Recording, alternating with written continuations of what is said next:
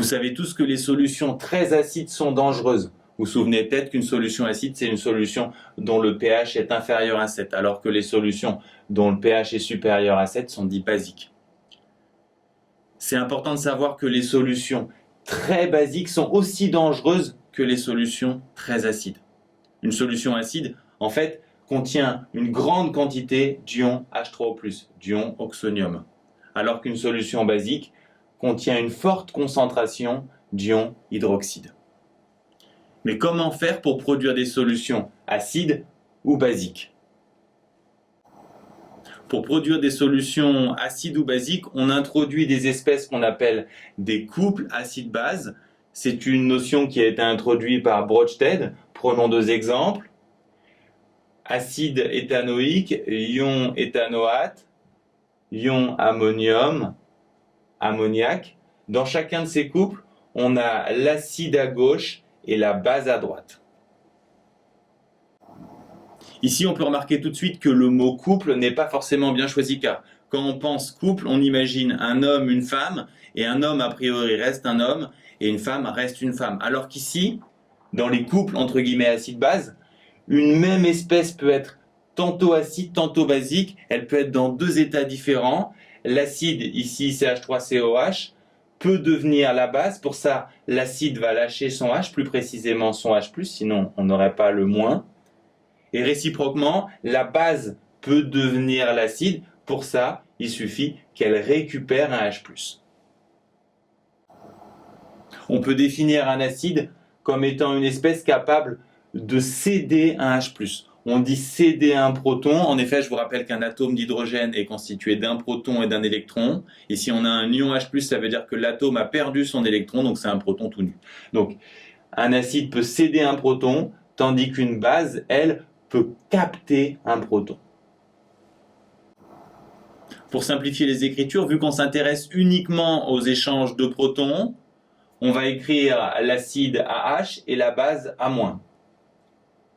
On pourra alors réécrire les mêmes demi-équations que précédemment. L'acide lâche son H, bien entendu son H+, pour donner A- et H+. Et réciproquement, la base, si on lui donne un proton H+, va pouvoir redonner l'acide. Et si on veut insister sur le fait que la réaction peut aller dans les deux sens, on peut écrire cette équation. On peut remarquer que quand l'acide est un cation, c'est-à-dire quand il porte une charge positive, on va l'écrire BH+, et la base B.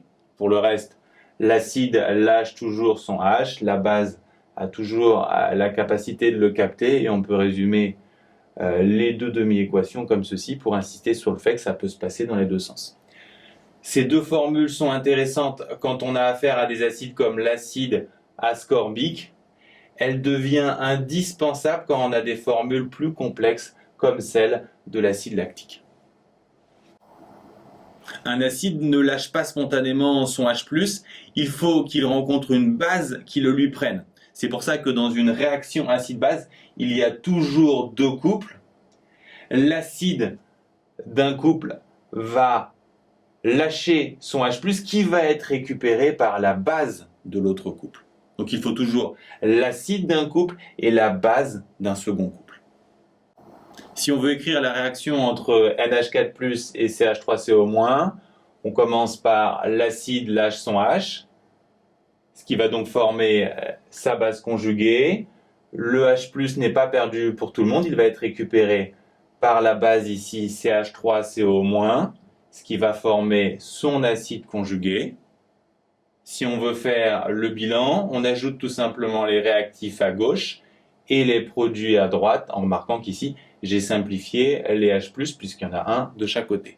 On peut aussi écrire directement ce bilan, en remarquant qu'on a au départ ici les deux réactifs qui donnent leurs deux conjugués.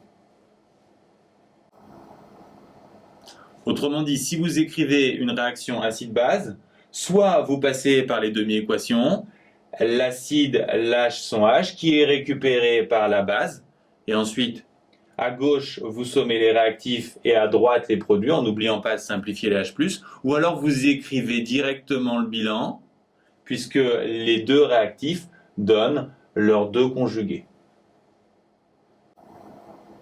L'eau a une propriété plutôt rare. Elle a la capacité d'être à la fois acide et base. Dans le couple H3O+, H2O, elle se comporte comme une base. Et dans le couple H2O, OH-, elle se comporte comme un acide. Les espèces qui ont la propriété d'être à la fois acide et base sont appelées espèces ampholites. Donc si on met de l'eau en présence, par exemple, d'acide sulfurique, pour réagir, un acide a besoin d'une base, donc l'eau va se comporter comme une base. L'acide va lâcher son H, il va donner HSO4-, et ce H+, va être récupéré par l'eau qui va donner H3O+. De la même façon, si on met de l'eau en présence d'acide chlorhydrique, l'acide lâche son H qui est récupéré par l'eau, donc on aura Cl- plus H3O+. En présence d'une base, par contre, comme les ions acétates, l'eau va se comporter comme un acide. C'est donc elle qui va lâcher son H+, qui sera bien sûr récupéré par la base pour donner ici CH3COH. À remarquer, cette équation n'est pas totale, et pour le signifier, on l'indique avec une double flèche. Vous avez peut-être remarqué qu'avec les acides, on avait dans ces deux cas une réaction totale. Mais il existe certains acides, comme l'acide acétique, pour lequel la réaction avec l'eau n'est pas totale. En fait, si la réaction d'un acide est totale avec l'eau, comme ici, on dit qu'on a affaire à un acide fort, alors que si elle n'est pas totale, c'est un acide faible. On verra ça dans d'autres vidéos. Mais pour nos nouvelles réactions ici qui ne sont pas totales, se pose une question cruciale. Puisque la réaction n'est pas totale, comment faire pour savoir quand elle s'arrête? C'est ce qu'on va voir dans la prochaine vidéo.